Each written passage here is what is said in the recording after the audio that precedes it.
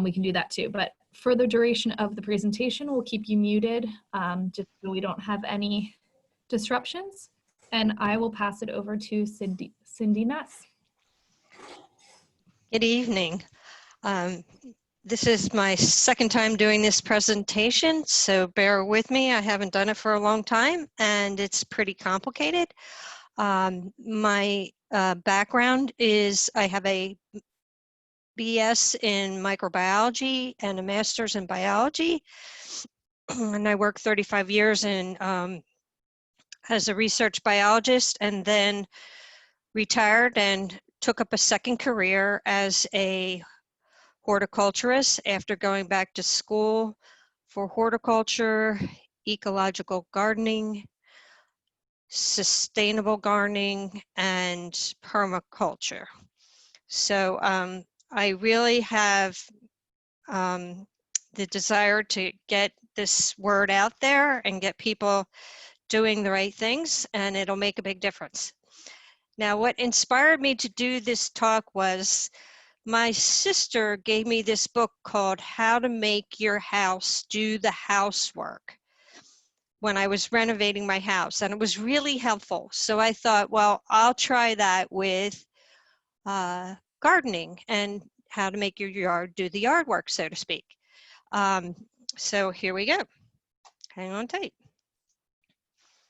So first I want to start with a few definitions so you know what I'm talking about.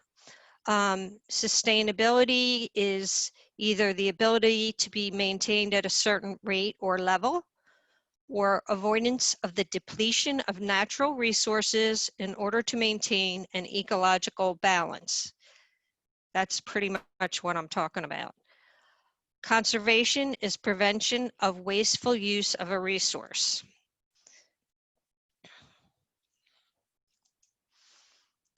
Now, some of the things that you want to consider, first off is your soil.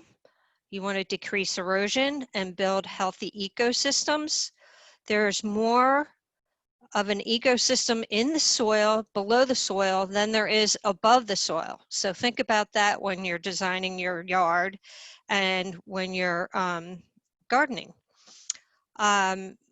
Water, you want to prevent runoff. You want to try to get as much water into the ground as you can. And you also want to decrease watering so you save money on your watering bill and you save resources. Energy, you want to decrease your energy bills and time. You can decrease maintenance time if you play your cards right.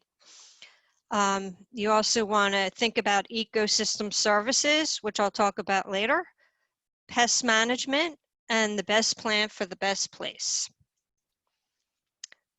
First, we start with soil. Now, like I said before, more is happening underground than is happening above ground. We just don't see it, and the things are really, really small. So we don't think about it much, but when the plants turn the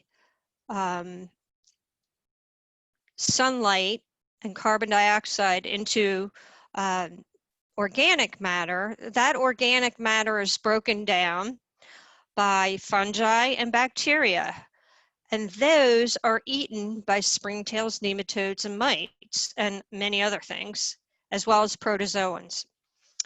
And then bigger things eat those things, and you know, we have the whole cycle like we do above the ground. But every time you do that, nutrition is released, you know, earthworm castings, you know, that type of thing. But when you keep your organic matter in the soil, it makes a huge difference. And one of the reasons we like to compost is because it really boosts the life in the soil. There's two parts to compost. Hang on a second. I want to shut something off here. No, maybe I won't do that. There's minerals, like water-soluble minerals, positively charged ions like nitrogen, phosphorus, potassium, all the things you see above. And those are a very high percentage of the product, but they're very tiny molecules.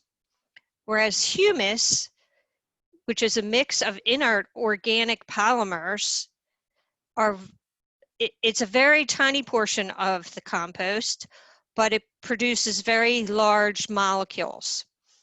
Humus actually means soil life.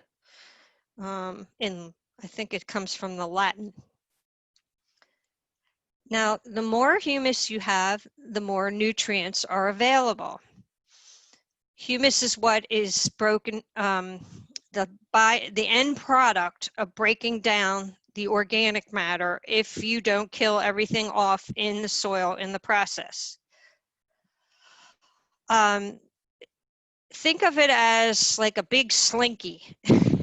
It's really, really big, and it has little spikes on it that absorb all the positive ions that are just flowing through the soil because they are water soluble.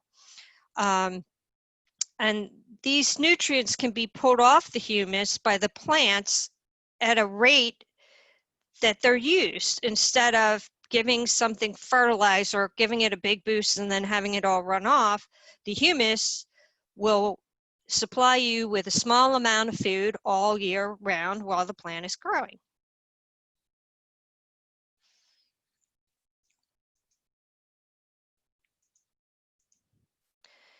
Now, humus coats the particles to make aggregates with pores. Now, we don't really think about soil structure much, but we should, because it makes a big difference. Today I was working in a garden. The soil is absolutely abysmal. So I'm adding humus compost to the soil. First off, it holds 4 times its weight in water. So if you got it in the soil, you have to water less. It creates a matrix with pores to let the water permeate into the aquifer. And the pores also provide space for air and plant roots.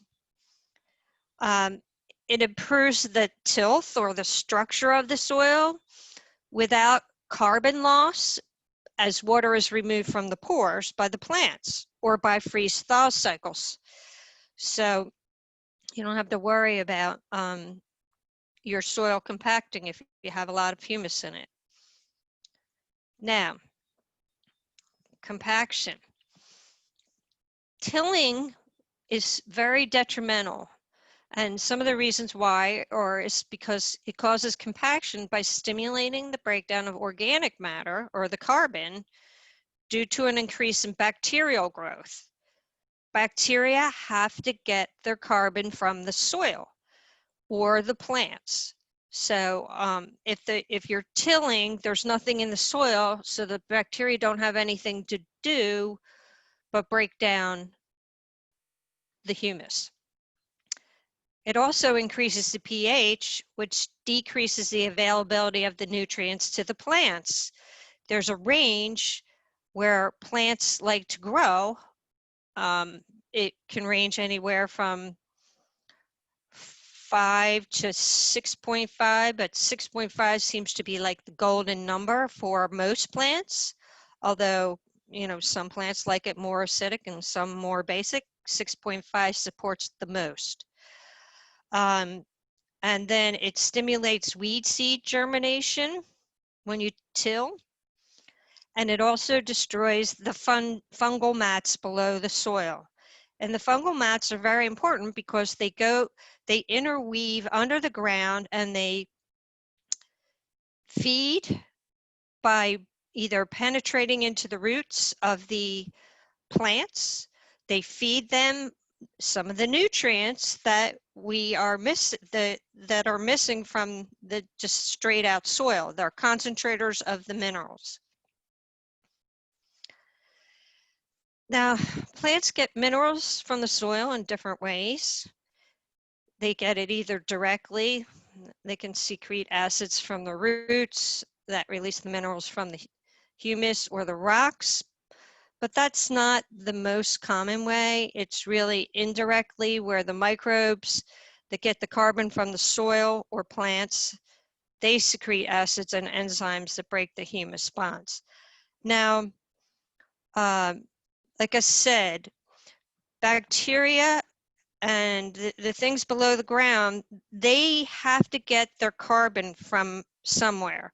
The plants get their carbon from the carbon dioxide in the air, but the bacteria don't. So they need to get the carbon from the plants, and the plants exude sugars and some other biological things, that compounds that have carbon in them that the microorganisms require to survive. So if you kill the plants off, the microbes have to go for what's already in the soil. Now, every year when you have your, say, perennials, as they grow, their roots expand. As they die off in the winter, their roots shrink up, but that leaves carbon in the soil for the organisms. So there's always this balance that's occurring with carbon and the minerals. Now, why is inorganic fertilizer so detrimental? Well, first off, the uptake by plants is generally slow, and usually only 10% of the minerals are absorbed. So microbes absorb minerals much faster than plants, causing the following problems. Well, you know about the algae blooms and the depletion of oxygen from waterways. You get an imbalance of minerals with carbon. You're throwing nitrogen on there, and then I'm going to show you the cycle in a minute so you can understand how that happens.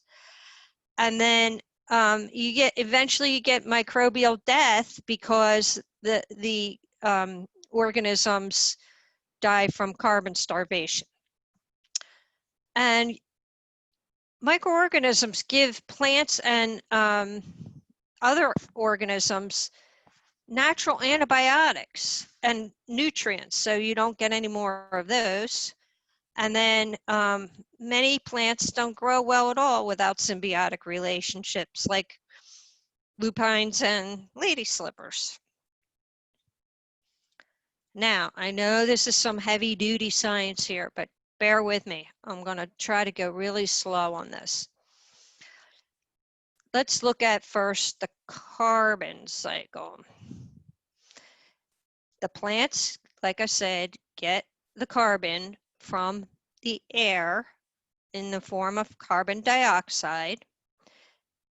And then when the plants die, they're either their litter from like trees losing their leaves or their roots, and then the plant dying is broken down into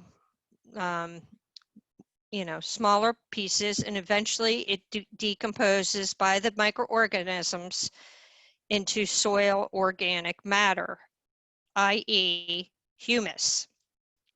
Now, you see there's a feedback loop where the microorganisms break it down, they remineralize it, and you have nitrogen always available. And then you also have nitrogen for the plants to take up when it's time.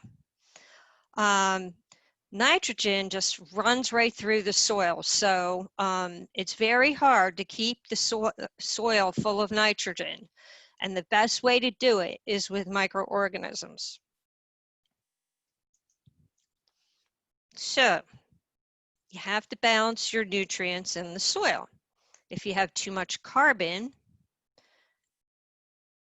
in other words, undecayed organic matter, like say you put a whole bunch of wood chips and dig it into the soil, not on top, but dig it in, the microbes will take the nitrogen from the soil for growth.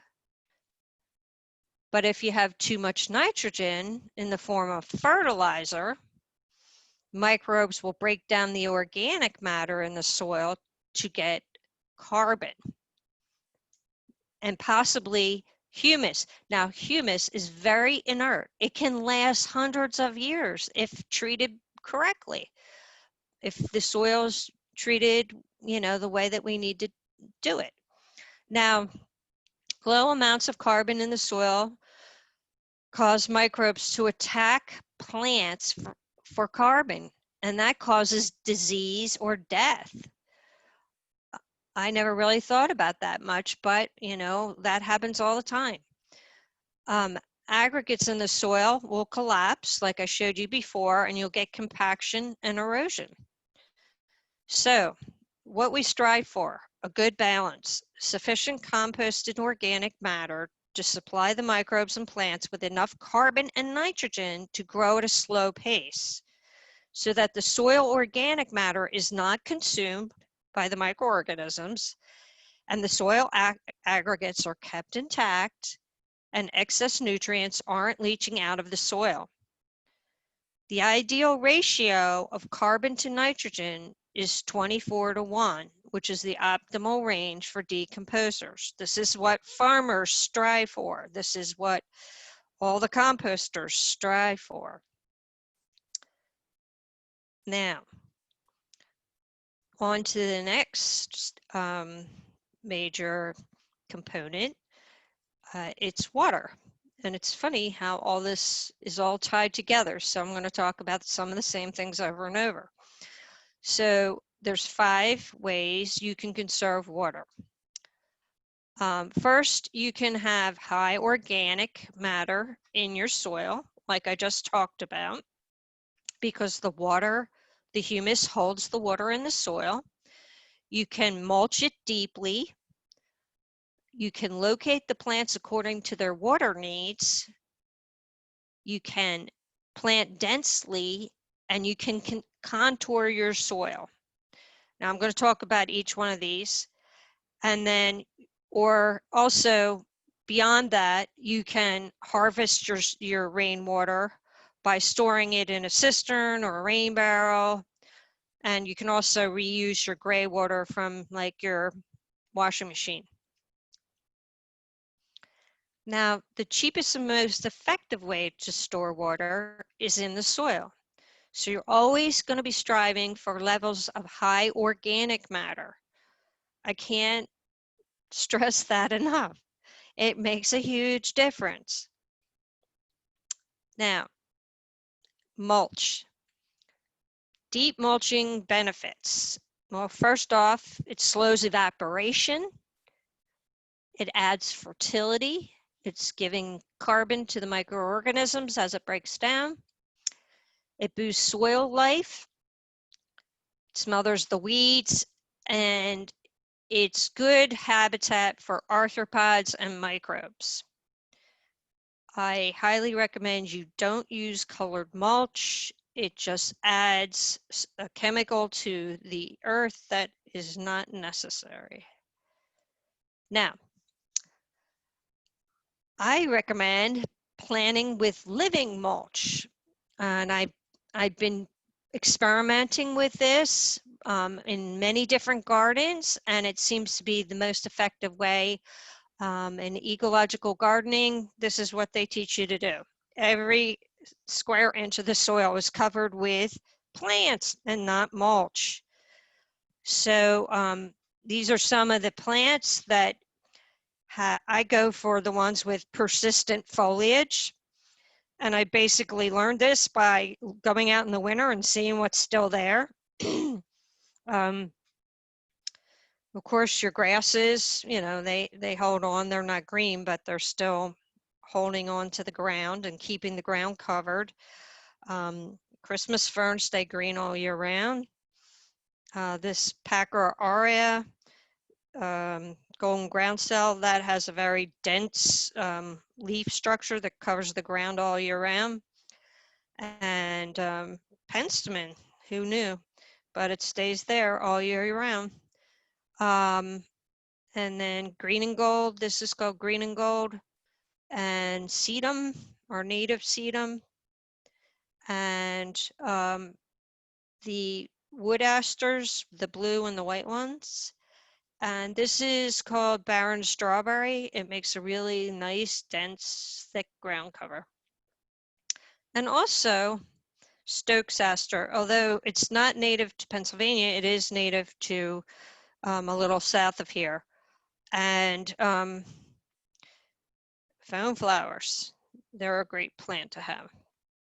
And also flax stolonif, moss flax, we'll call it. Now, what I said before, you want to plant your plants with the same water needs together to conserve water and time. You don't want to be watering, you know, one plant in that garden. That's a high sun, you know, drought tolerant garden there on the left. And then on the opposite extreme, you've got the one on the right, which is a bog where the pitcher plants grow. So think about that when you're planting your garden, put all the plants together. Also, annuals take a lot of water, so don't put annuals in with dry, dry perennials. Perennials that like dry conditions, I should say. Okay, the next is dense plantings. We all know the saying, nature abhors a vacuum. If you don't plant a flower there or a grass, you're going to have weeds. Who wants to be weeding? Not me. So dense plantings help by shading the soil. They smother the weeds. They increase biodiversity, which helps with the insects and the pollinators and the birds. And it increases yields. You can do this in your vegetable garden, and you can interplant your vegetables with flowers if you want. And then it, of course, I said before, it helps pollinators. So water permeability is significantly improved by vegetation. The way our houses were built, they dug the foundation, they took away all the topsoil, they compacted the soil all around the house so that water didn't get into the basement, and then they threw a thin layer of topsoil on the top and planted grass. Now, if you look at the permeability of like a roof or pavement, it 100% runoff. But if you look at grass, it's somewhere in the range of 95% runoff. So, and that's because it doesn't have long enough roots to permeate the water into the soil. Excuse me, I got to take a drink here. Now you notice that forest has the highest percentage of infiltration because it has the deep roots of the trees and the shrubs and the flowers and plants, and they all permeate the water down into the aquifer. Soil contouring. This is my pet peeve. I'm working on a rain garden at the township building, and I'm having these debates with the engineers, and they don't know anything about this, and I don't understand why, but it's just one of those things. Anyway, this is my hideous backyard, and it was a couple of years ago when we had a ton of rain all the time, and you can see it flows down from every house in the neighborhood. I'm the last house, well, I'm the second to the last house on the end, and then it flows down into the street, into the storm drain. Well, why should you let that run off? Why not capture a bunch of it? Now you can see it really floods everything. And that's because it's not, it's contoured, it's a ditch that the builders specifically made to have the water drain off and not go into your basement. I'll tell you, it doesn't work. Now, this is a difference between a ditch and a swale. A ditch is sloped so that the water runs off, just like I just showed you. These are all kind of ditches. They're not really, but they're acting like it. And then, but a swale runs perpendicular to the way the water flows, and it's level so that the water just goes into it and doesn't drain out through, you know, runoff, but goes into the soil. Now I'm going to show you a better picture in a minute. So the benefits of contouring is that it catches a lot more water.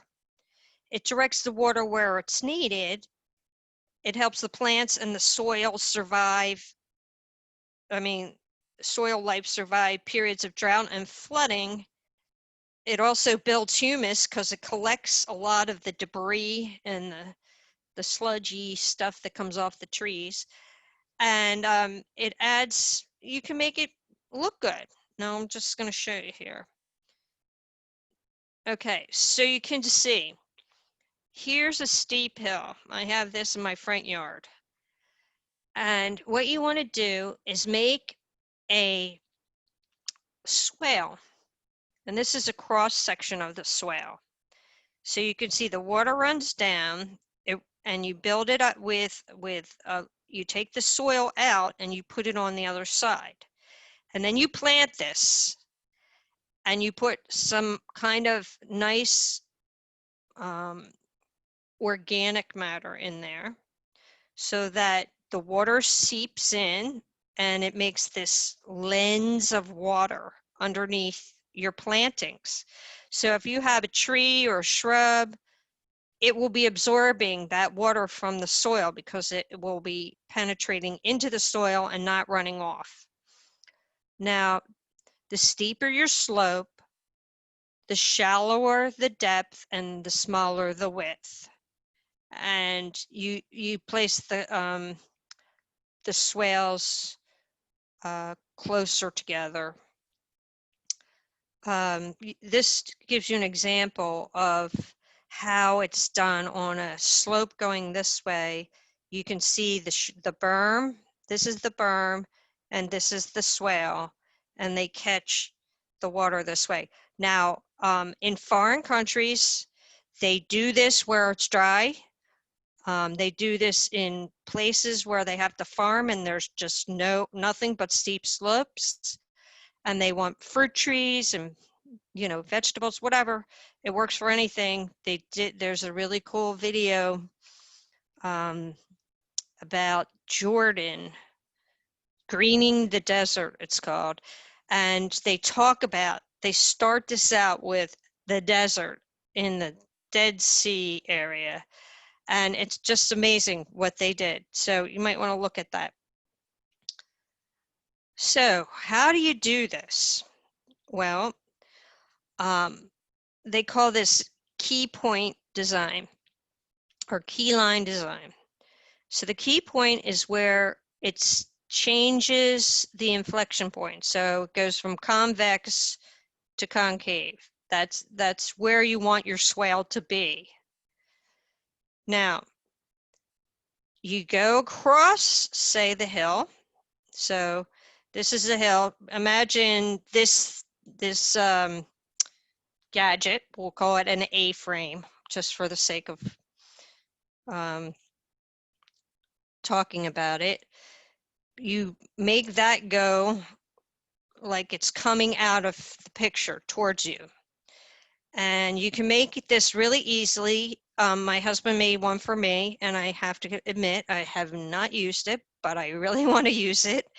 I have a lot of trees, so it makes it really hard to contour. But so what you do is you take it and you have a level either on the here, or you use a plumb bob and you just walk it from one peg to another where it's level. So you might have to like swing it around.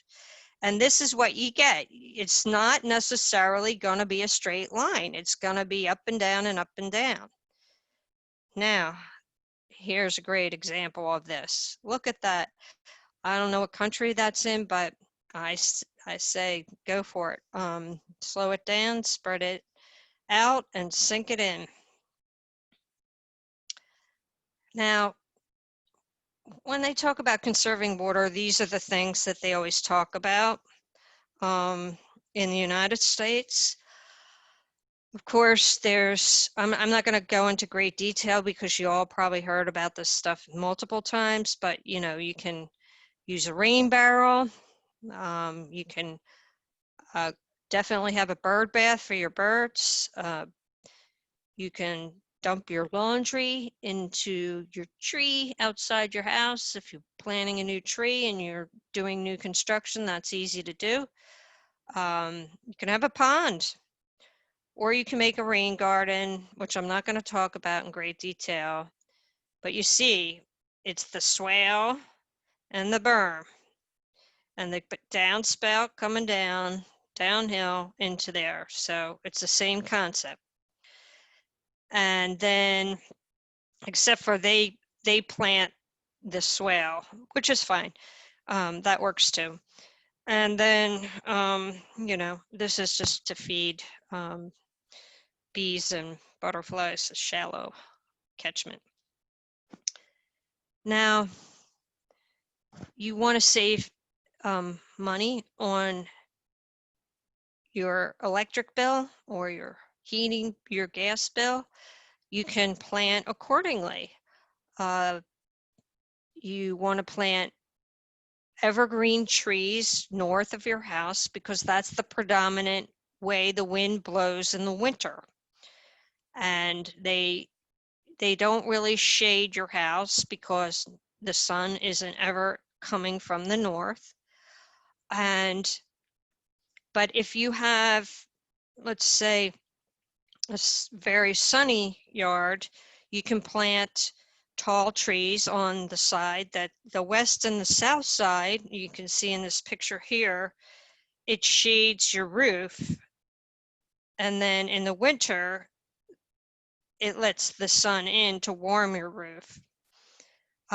Even the east side, depending on where your air conditioner is, if you shade your air conditioner, it can save as much as $50 a month. So that's pretty good savings. And even small trees can shade your windows and, give you some benefit from this. Time. Who wants to spend their time weeding, mulching, pruning, deadheading, and just generally maintaining their garden? I would rather spend my time enjoying my garden, not having to do all this work. Now, a lot of this stuff is my church, and it got out of control and I couldn't take it, so I decided that I was going to step in and help out. So my friend and I decided that we were going to try to work on it bit by bit. So this poor azalea was totally swallowed by porcelain berry. So we dug it all out and it was all half dead, and we pruned it and it came back beautifully, but it took us, 2 of us, 4 hours to do it. So that's 8 hours to rejuvenate this. So you really don't want to let the weeding get out of control. So some of the strategies you can use for weeding. If you've ever done restoration work, I work at Robbins Park a lot, or I'm starting to work at Twining Valley. You keep cutting the plants at ground level.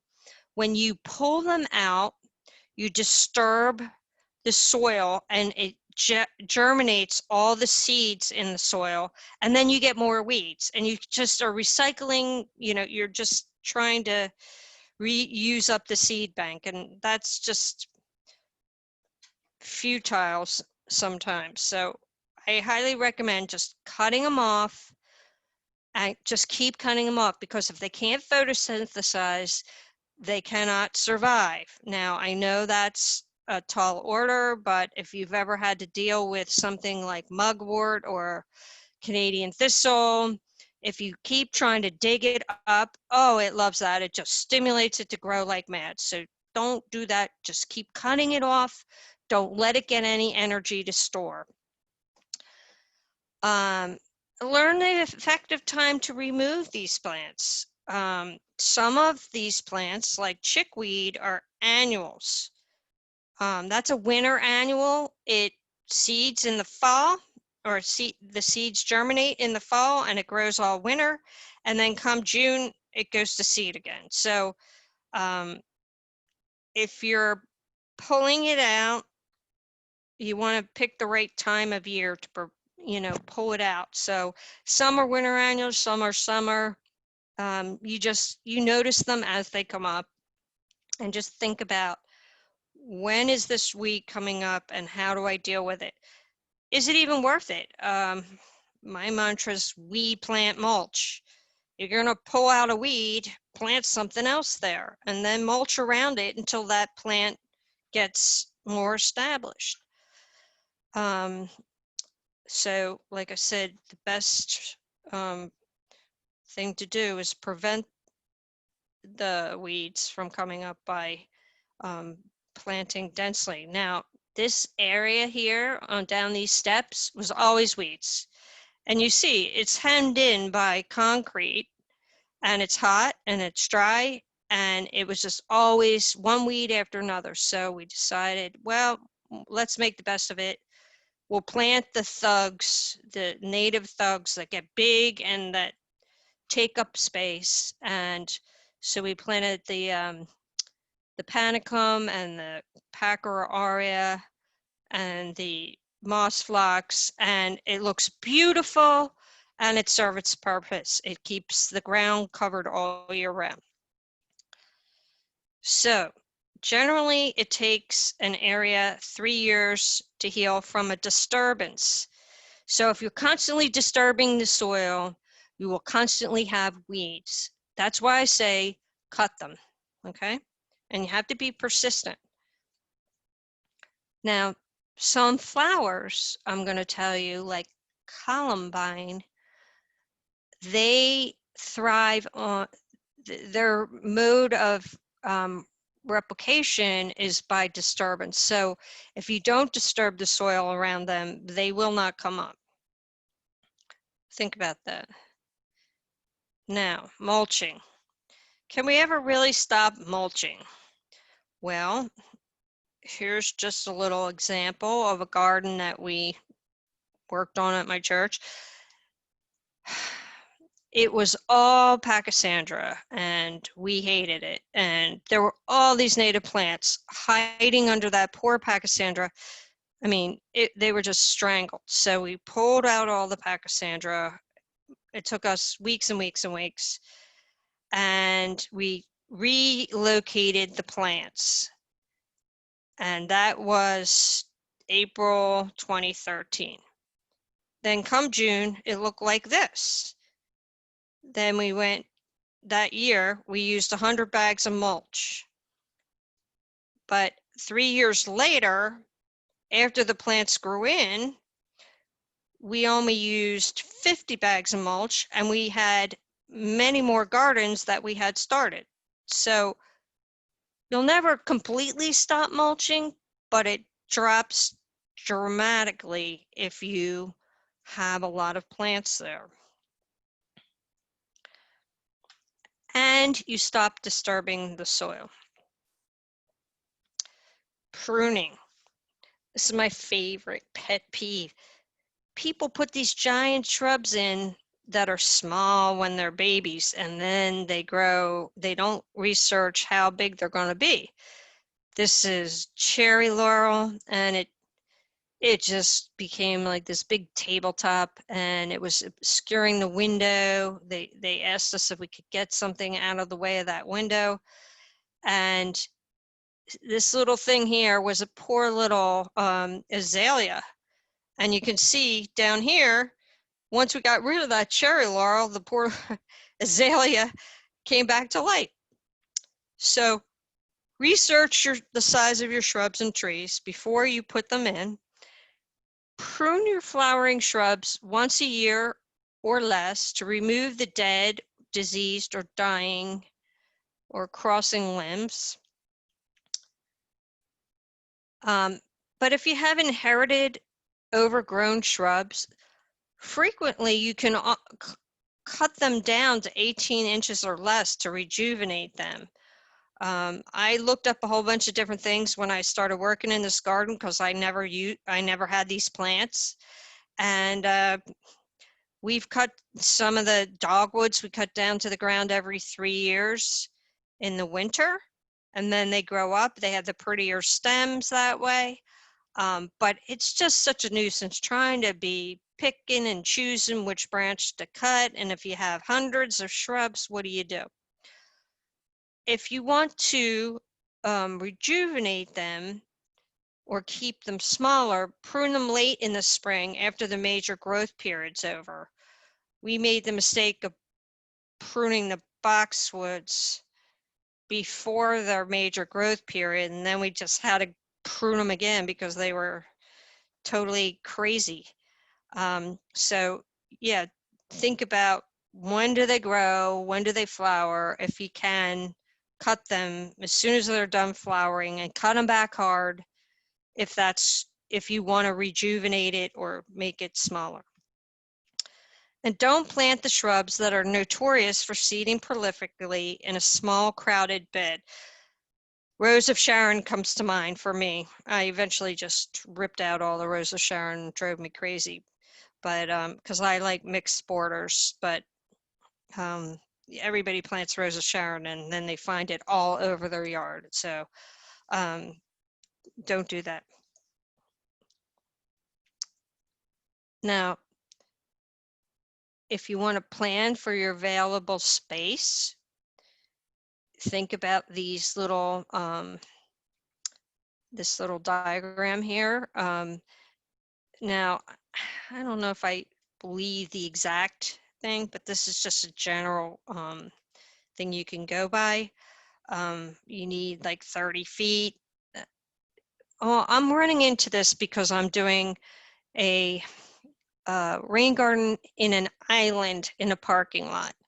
And so they put these big trees in and then they're like strangled because their root systems can't penetrate the area. So they say small trees need 60 square feet, medium trees 120, and large trees 180 square feet. So that gives you an idea how much space you need for that tree. That doesn't mean that you can't grow in layers and grow something under it, especially if you're planting new. You can put layers of shrubs and plants underneath it when you plant it, or even later, if you don't have to cut through too many roots. I do it all the time. I live in the woods. I had nothing but weeds, and I just kept on adding. Finding the niche where there was no root. But and it, you know, it can be hard, but it's doable. Deadheading. Ugh. Once again, the church garden. They must have 200 hostas. I hate deadheading hostas. So why do you do it? Aesthetics, preventing reseeding if you don't want, you know, lots of babies, and encourage the reflowering of the plant. Sometimes the plant will reflower after you, it's putting all its energy into the seed heads, it's not going to reflower. So I try to cut the flowers off right after they, you know, they're done, so they don't go to seed at all. It doesn't drain the plant. Maybe the plant will bloom again. So how do you make it easier? Well, it's really backbreaking to do this. I just have found no good way to to deadhead plants without leaning over. So one of my favorite things to do is plant perennials with long bloom periods. Stagger those bloom periods so that you're not pruning everything at once. leave the stems and flowers up for the winter and cut back in the spring all at once. Now, there's a good reason for doing that. If you have native plants, the bees will make a nest inside those stems, and they only come out for a very short period of time, and they've nested inside those stems, so you want to leave them until they come out. Now, that's a whole nother talk.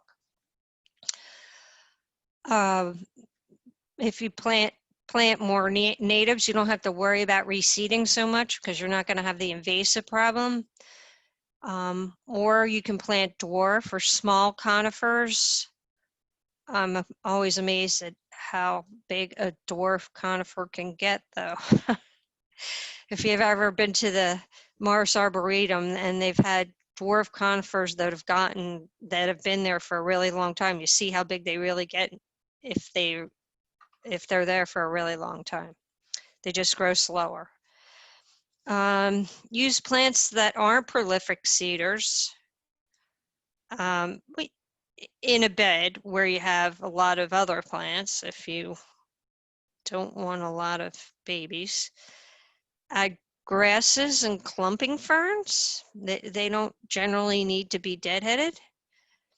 And add plant your flowers in masses so you could just go whip through that one area in one time.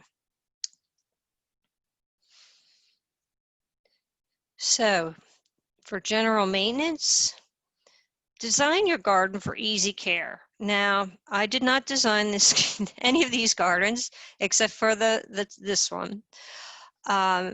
If you create a pathway for easy access, they say 3 feet in one direction. So if you have something that's two-sided, you can have it 6 feet. If it's one-sided, it's 3 feet because that's what your reach is. Otherwise, you have to walk into it. And if you want to walk into it, then you're compacting the soil. But you can put in some kind of pathway that you can, like stepping stones, you can walk on that. That works out well. Now, don't put high maintenance plants in tight spots. This section of plants with a railing around it has these shrubs that have to be planted, and you can't even get in there. How do you get in there? You have to prune the shrub to have enough space to get back there, and they just keep getting bigger and bigger. Eventually, they're just going to be a stalk. So that's not a good move. It's best to plant something that's really small or that dies off in the winter. Now, back in here, well, I'll show you that in a minute. But here, why would you plant exotic invasives like English ivy on a trellis? I don't know. But somebody did that, and we immediately ripped that down and got rid of it. It's just crazy. Don't do it.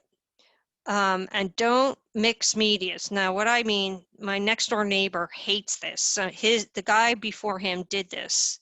He put all these block walls around everything, and then he has to go around and cut this all by hand because his lawnmower can't cut it. He can't get close to it. So how does he do it? He has to have like a weed whacker or some device. So don't try to avoid doing that, or put it down low, even in the ground, so that you can just roll the lawnmower on the edge and cut it. Now, ecosystem services. Some of the services that plants provide, they sequester carbon in the soil and vegetation. We kind of talked about that. They prevent erosion. They provide temperature control. Think about the shade of trees. They provide shelter to wildlife. They permeate water into the aquifer. They remove air pollution. They provide food, nutrients to the soil, like nitrogen fixing plants, like they tie up excess nitrogen and phosphorus so it doesn't get into the waterways and cause blooms. They purify the water. and they complete the life cycle of plants, animals, and microbes. And it controls invasives. And it also is available for natural insect control. I'm going to talk about these. So here's an example of some of the nitrogen fixing native plants that we have. I personally like the New Jersey tea. Okay, so stacking functions. I bet you never heard of that unless you took permaculture class. And the permaculturists believe that the more functions something has, the better your land will be. Now, your whole ecosystem will be. Now, and one of the functions cannot be beauty. So it has to be food. It has to provide food for maybe berries and flowers, or like this dogwood tree provides so much life for multiple things like insects, birds, and it is beautiful in the process, but it's also a big shade tree in a spot where it's really sunny. So think about how many, see if you can get at least 3 functions out of your plant, even if it's like preventing soil erosion or shading your window so that the sun doesn't come in, or providing berries, whatever the case is. Like for example, this the spice bush is a pollinator plant for early pollinators. It blooms really pretty early, and the native bees come out of their stalks and they pollinate the spice bush. The spice bush provides leaves for the spice bush swallowtail caterpillar, which eats the leaves, and then the adult will metamorphose, will change, and then later on it has potent berries that are high in fat. So that's multiple functions right there. That just gives you an idea. Now, of course, if you want a wildlife friendly garden, which most people do, you want to not use pesticides. So how do you do that? Well, first off, let's talk about why. The insects are, almost anything you use won't be selective, and you will kill as many good things as you do bad. So the insects provide the pollination, they control other pests, which I'll talk about in a minute. They decay waste, and they provide food for other animals. So this blue orchard bee, this is one of the solitary bees, our native solitary bees that provides pollination for the early cherries and the fruit trees that are blooming early. Since less than 0.01% of all native insects are actually pests, integrated pest management can usually keep the infestations under control. Now, you want to lure the predators and parasitoids into your garden using flowers, and you may be able to control the pests. I have found this to be very effective. I never spray anything anymore, although the spotted lanternfly is looking like a, a candidate. I still haven't done that yet. But you need to lure them in. You have to have specific, well, a variety of plants. If you leave some wood, you'll attract the ground beetles that lay their eggs in the wood, and they They feed off of the fungi that decays the wood, and then they'll keep the slugs under control. I used to have a terrible time with slugs, but now I don't, because I leave pieces of wood from my cut branches. You know, maybe I had a big tree cut down and I just leave the branches around. Eventually they decay. They make really great soil amendment, but they also keep the ground beetles coming to my aid in killing the slugs. Now, there's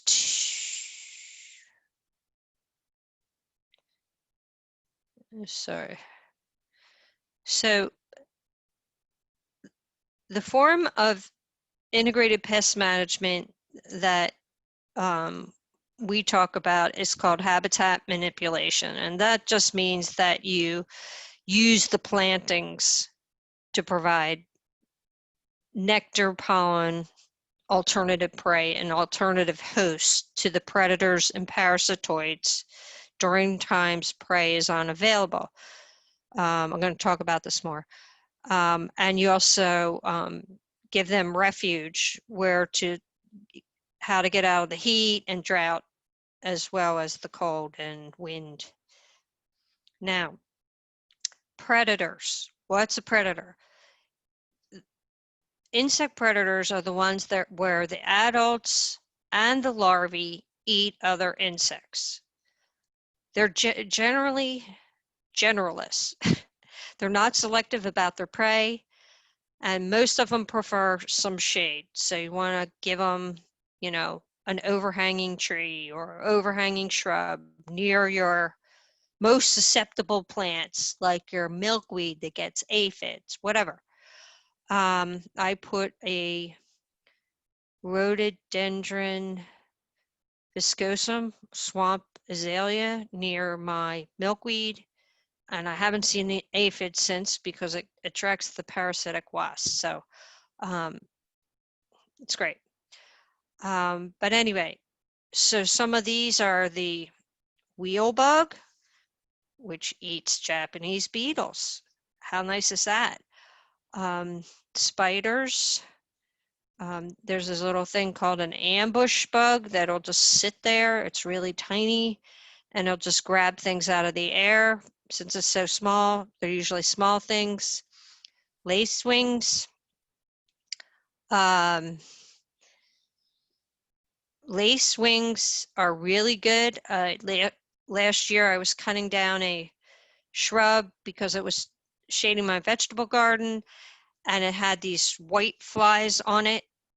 And I cut a whole bunch of big branches down. I flipped it over, looked at it, and here were all these lacewings going after that white fly. So I just left it on the ground for a while for them to have their dinner.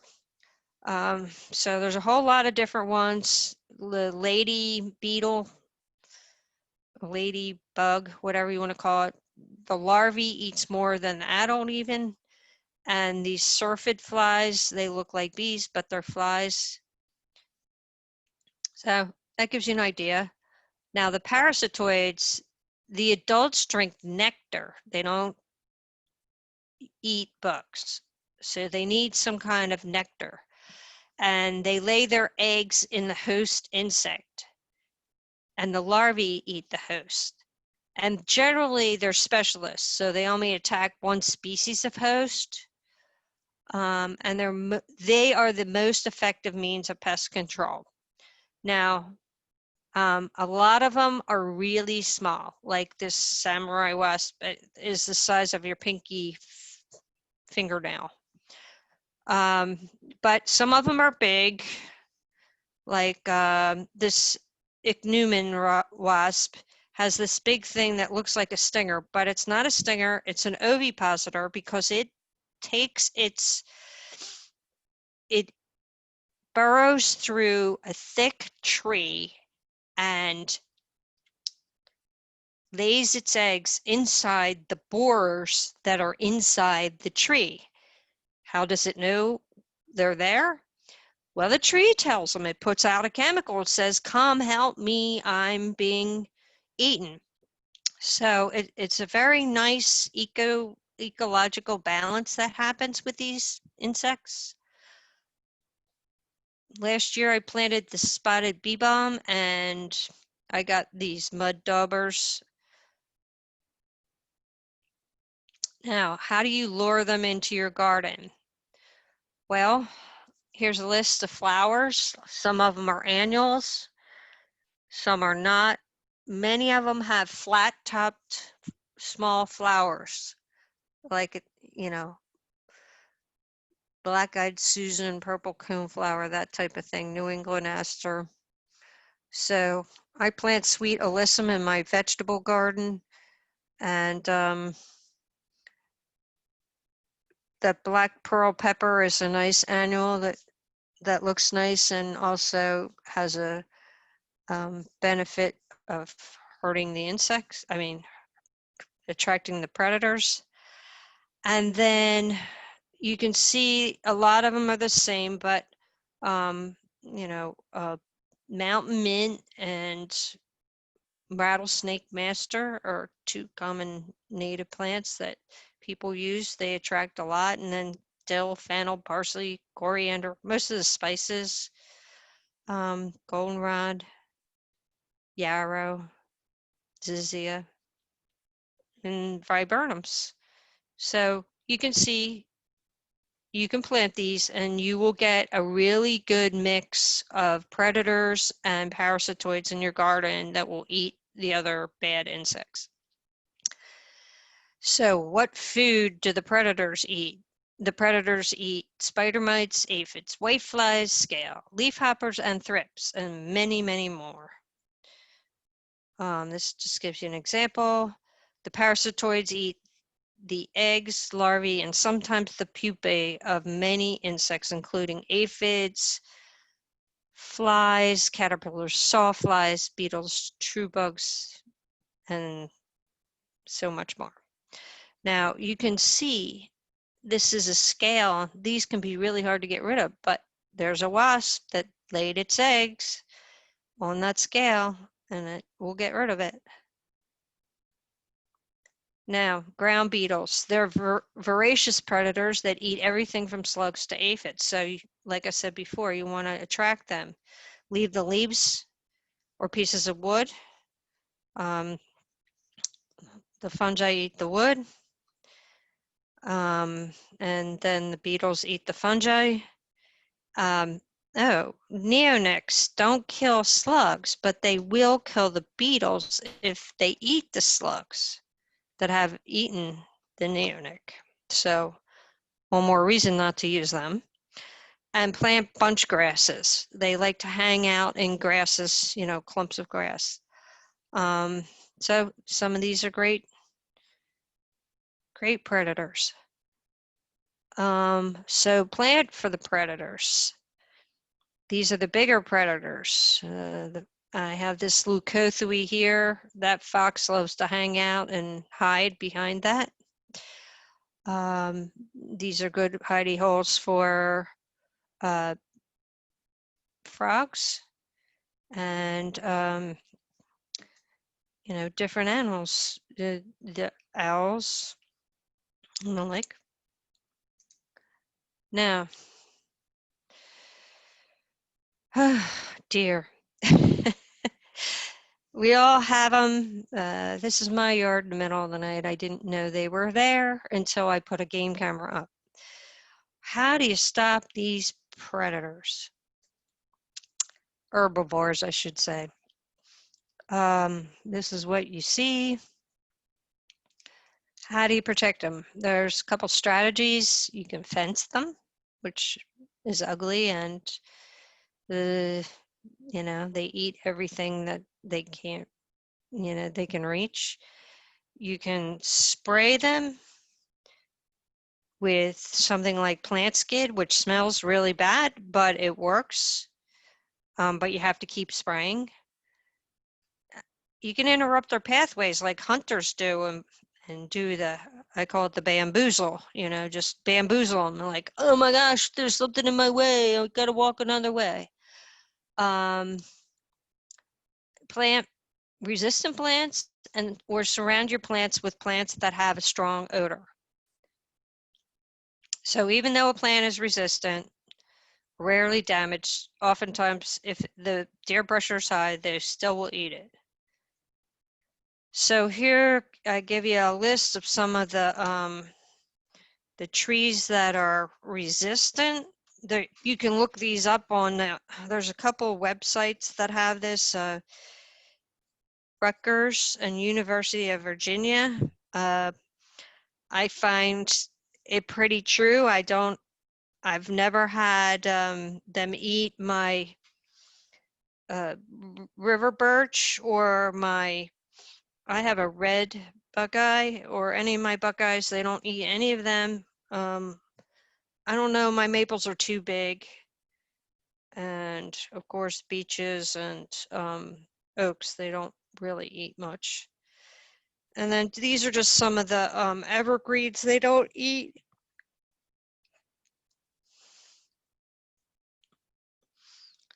And here's some that are shrubs that are, not eaten very often. The clethra has a very strong odor. So does the juniper and the bayberry. I'm not sure what the lacothawes, they're just really hard to eat. Deer don't have bottom teeth, so they bite and they kind of just strip the plants. So there's always a jagged tear when a deer is eating something. They don't usually eat spice bush, although people have said last year they were eating that, and then sweet shrub. Some small trees, viburnum, or shrubs, tall shrubs. Viburnum dentatum, I've never had them eat that. I have a whole woodland full of it. Sassafras, of course, that smells. Witch hazel also smells. Rhus aromatica, smelly. Inkberry holly, I don't know why they don't eat that. And Spirea alba. And here's a few perennials that they rarely eat. Allium is in the onion family, so they don't like that. Monarda has a strong smell, so does Pygmanthemum or mountain mint. Agastache smells like licorice. Coreopsis doesn't smell, and Dicentra is toxic, and if they eat it, they barf. Perennials that are rarely or seldom severely damaged. Delphinium, it's toxic. So is milkweed. Monkshood. I don't know why they don't go to Virginia, but they don't. Aromatic aster, that smells, and thalictrum, they don't eat that. Now, last but not least, the best plant for the best place. You always want to think about this. Now, this is a good example. Full sun, mesic soil or medium soil, not dry, not wet. They thought that out. Here we have hostas behind a railing.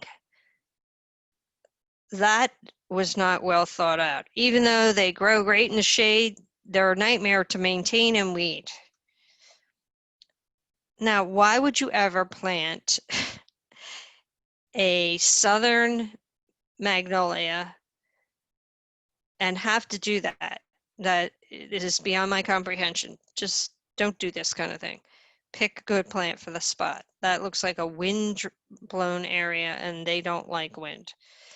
And how are these plants getting water? And how are they getting pruned? I mean, that's just plain crazy. This is what people do, though. It's unbelievable. Okay, so this is a church that I was explaining to you that I was doing maintenance in. And these landscapers came and they planted all this typical landscaper stuff. And they planted liriope and these shrubs that all have to be pruned, and all these have to be pruned. And of course, the loripe's down there taking over the world, and here it is here too.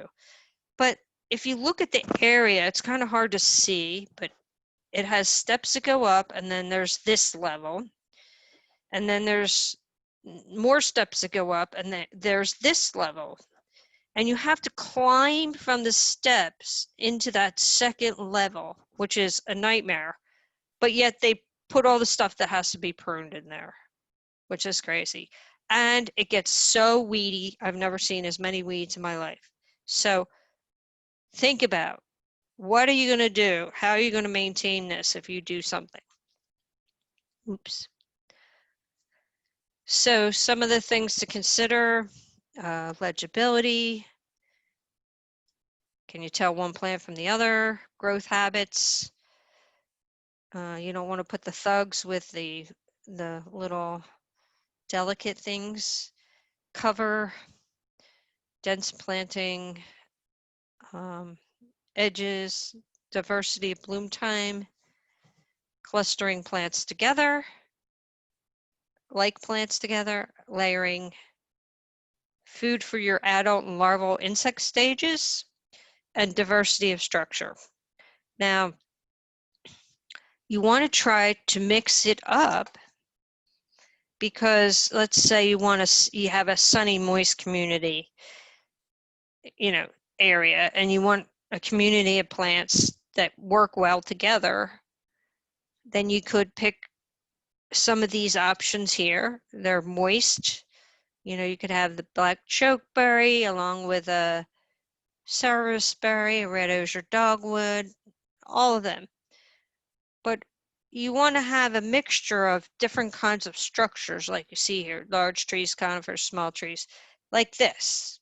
This has evergreens, it has shrubs, it has perennials, and there's even some grasses in there, even though you can't see them. So, and there's tall trees back in the back. So that's what you want to do.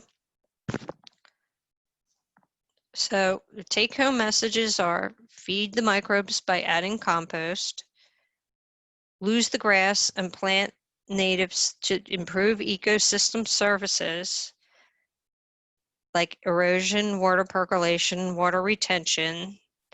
Our native grasses have deep roots that help with the water percolation, whereas the grasses from England, where it rains all the time, only have 3-inch roots that don't percolate the water into the soil very well. Avoid weeding with mulching, and preferably using living plants. Plant for ecosystem services like shading, food for animals, stacking functions. Plant for appropriate sizes of plants. Plant for diversity of size, shape, structure, and layer it. Cluster your plants with similar requirements together. Plant with maintenance in mind. Use integrated pest management instead of spraying. Plant the right plant in the right place. Don't add inorganic fertilizer if you can help it. Keep your water on your property if you can. Don't mix your medias. Save the leaves, plant stalks, and wood for insects, and avoid tilling. So don't keep calm. Go out and remove the invasives and plant natives. And that's it. Any questions? Any questions? All right. Thank you, Cindy. You're welcome. Have a good night, everyone. You too.